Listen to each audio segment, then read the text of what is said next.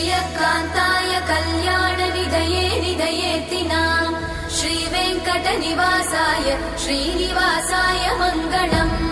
Lakshmi सविभ्रमालोकसुभ्रूविभ्रमचक्षुषे